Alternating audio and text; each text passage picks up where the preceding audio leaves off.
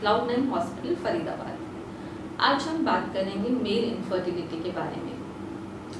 अक्सर यह देखा गया है कि अगर कोई कपल कंसीव नहीं कर पा रहा है तो माना जाता है कि फीमेल में ही प्रॉब्लम है, पर आप सरप्राइज होंगे ये जान के कि 1/3 ऑफ द कपल्स यानी कि 33% ऑफ द कपल्स जो कंसीव नहीं कर पा रहे हैं उनमें मेल में प्रॉब्लम होती है।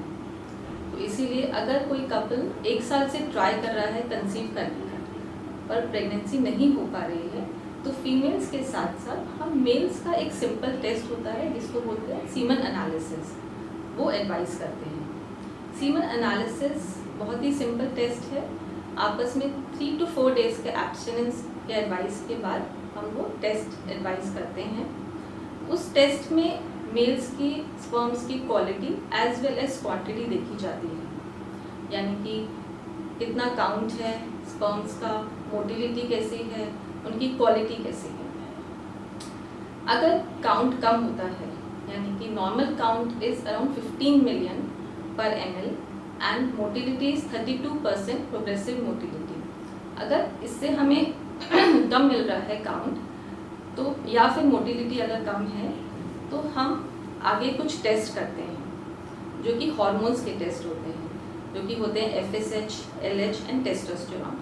कभी कभी हम देखते हैं कि 0 काउंट है, इसको बोलते हैं एजोस्पर्मिया। तो इन सब केसेस में हम फर्दर इवैल्यूएशन करते हैं। फर्दर इवैल्यूएशन में हम कुछ हार्मोन्स के टेस्ट करते हैं, प्लस हम पेशेंट से उसकी हिस्ट्री लेते हैं कि क्या फैक्टर्स हो सकते हैं, किस वजह से उनका काउंट कम है या 0 काउंट है। जैसे कि कुछ lifestyle factors like smoking, drinking, some drug abuse और even steroid intake can lead to low sperm count और low motility.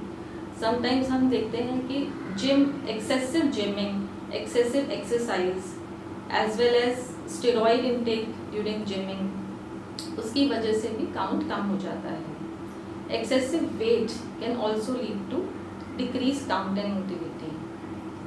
Sometimes excessive heat like कुछ पेशेंट्स, कुछ मेल्स फर्नेसेस में काम करते हैं या फिर उनका वर्क प्रोफाइल ऐसा होता है कि जिनमें हीट बहुत प्रोड्यूस होती है, लाइक शेफ्स, है ना। तो उन केसेस में हम देखते हैं कि because of the excessive heat the count and the motility decreases. So ये सब फैक्टर्स हम करेक्ट करने की कोशिश करते हैं और साथ में कुछ एंटीऑक्सीडेंट मेडिकेशंस देते हैं जिससे कि काउंट एंड मोटिलिटी बेटर हो। अगर इन एफर्ट्स से भी रिजल्ट नहीं आ रहा है, मीन्स कि count and motility is low only और 0, then we go for other methods for pregnancy. Like the second step would be we can go for IUI, that is intrauterine insemination. इस method में हम mail का sperm लेके उसको centrifuge करते हैं, उसमें से डेड स्पर्म्स निकालते हैं और जो अच्छे मोटाइल स्पर्म्स होते हैं वो फीमेल के यूट्रस में डालते हैं। वो प्रोसीजर जब ओव्यूलेशन हो जाता है उस टाइम किया जाता है। तो उस तरीके से लो काउंट या लो मोटिलिटी के स्पर्म्स के द्वारा भी बच्चा ठहर सकता है। कुछ केसेस में 0 काउंट होता है या फिर IUI से भी बच्चा नहीं ठहर पा रहा है लो काउंट और लो मोटिलिटी में, तो उन केसेस में हम IVF या ICSI का प्रयोग करते हैं। IVF या ICSI के मेथड से ICSI is better than IVF in these patients, because उसमें हम क्या करते हैं, एक एग और एक स्पर्म को लेके उनको बाहर ही मिलाया जाता है। एक स्पेशल माइक्रोस्कोप होता है, ICSI माइक्रोस्कोप, उसके द्वारा उनको बाहर मिलाया जाता है। इस द्वारा प्रेगनेंसी के चांसेस बहुत बेहतर हो जाते हैं। कुछ केसेस ऐसे होते हैं जिसमें 0 स्पर्म्स हैं, मीन्स बिल्कुल भी इजैकुलेट में स्पर्म्स नहीं दिख रहे हैं। तो उन केसेस में टीसा या माइक्रो टीसा मीन्स टेस्टिस में से स्पर्म एक्सट्रैक्ट करके, टेस्टिस को कट करके स्पर्म्स एक्सट्रैक्ट करके स्पर्म्स को लिया जाता है और महिला के एग्स भी बाहर निकाले जाते हैं IVF के द्वारा और उनको बाहर मिला के बाहर ICSI करते हैं और फिर वो जो एम्ब्रियो बनता है उसको अंदर रखा जाता है।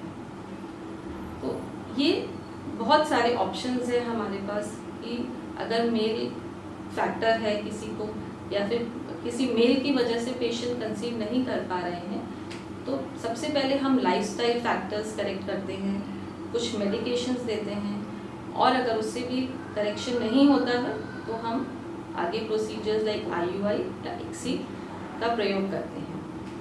तो साइंस की ये बहुत बड़ी देन है ICSI, जिसकी वजह से बहुत सारे काउंटलेस मेल्स जो हैं वो अपने खुद के स्पर्म से फादर बन पाए हैं।